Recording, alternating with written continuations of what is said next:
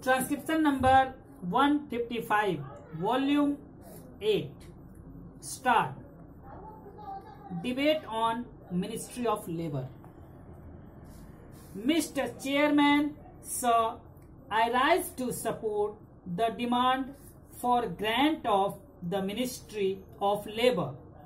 On this occasion, I would like to draw the attention of the government through you to the fact that labor constitutes the power of a nation, but for the last few years a cruel mockery of labor force has been made in India, a nation that provides labor opportunities, and whereas labor is worshipped, becomes prosperous and developed.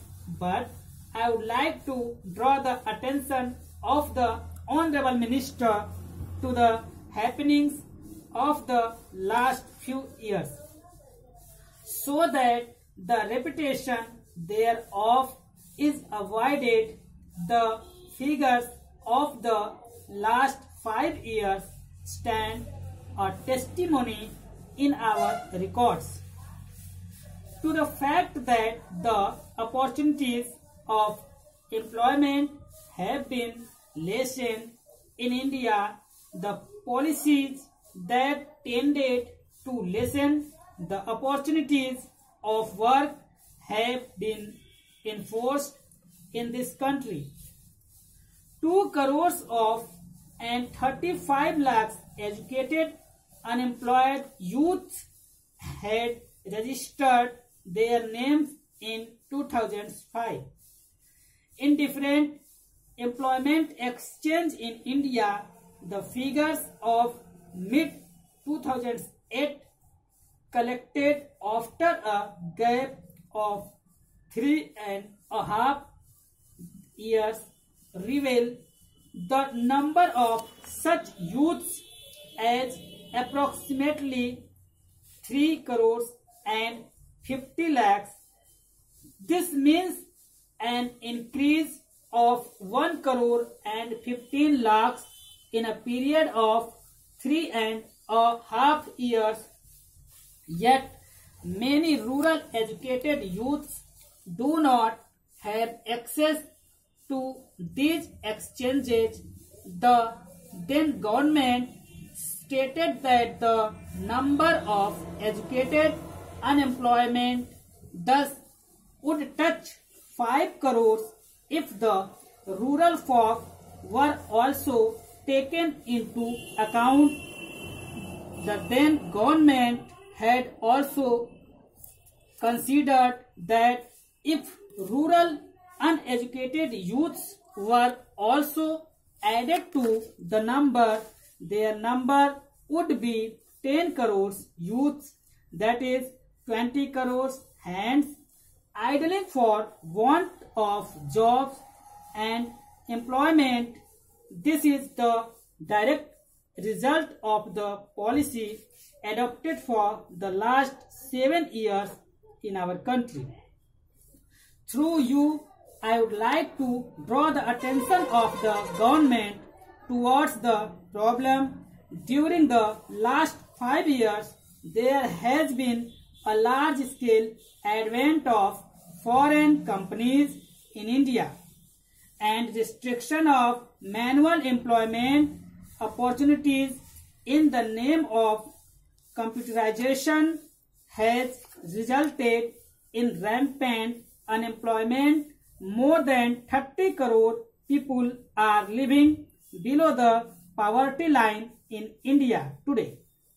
1/3 of them get work for 6 months, only 2/3 of them for 7 months in a year, and only of such people work for 9 months in a year.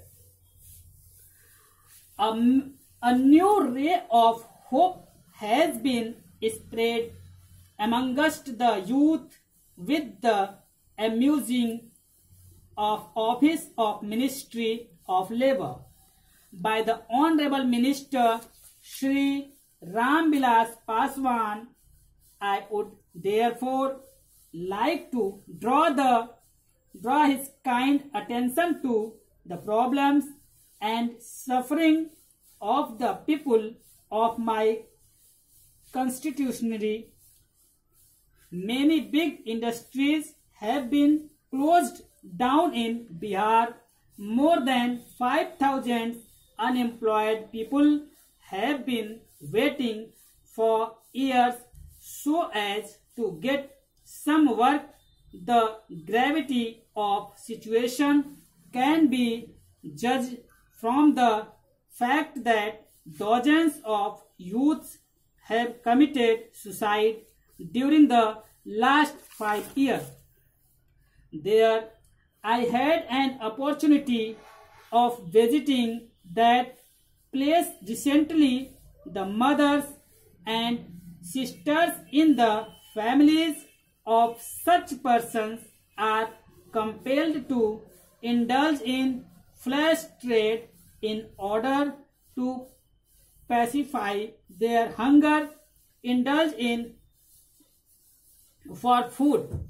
All this is happening there only due to the wrong policies adopted in the past. 18 big industries and approximately 15,000 small and medium scale industries are laying closed in Bihar.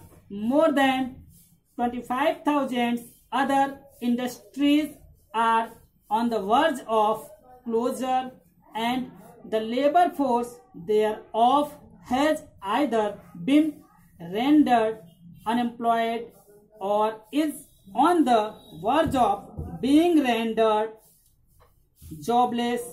So far as the rural labor force practically in Bihar is concerned, the National Rural Employment Program and Jawahar Rozgar Yojana were implemented, but there is a widespread talk about the program in the village of Bihar that earlier the landlords exploited the people in the village, but another class of landlords is rising in the shape of bureaucracy that consists of overseas block development officers and engineers who are collectively looting the poor laborers. Now, if there is laborers are to be paid an amount of rupees 172 per laborer, you will be surprised to know that they are actually paid rupees 70 only, and the balance amount of rupees 102 is packed by the bureaucrats. It is an open secret. The Honorable Minister will come to know everything about their plight if we visit the village where the laborers do the earthwork on the roadside, not in the capacity of a minister but as an ordinary citizen. He will also find for himself as to how the rural laborers are being subjected to rampant exploitation, and how does the bureaucracy plunder them of their rightful earnings so as to fill their own coffers. Politicians are also responsible to some extent because it is under their patronage that this act of looting the poor is being done. I would like to urge upon the Honorable Minister that the ministry should look into all these malpractices.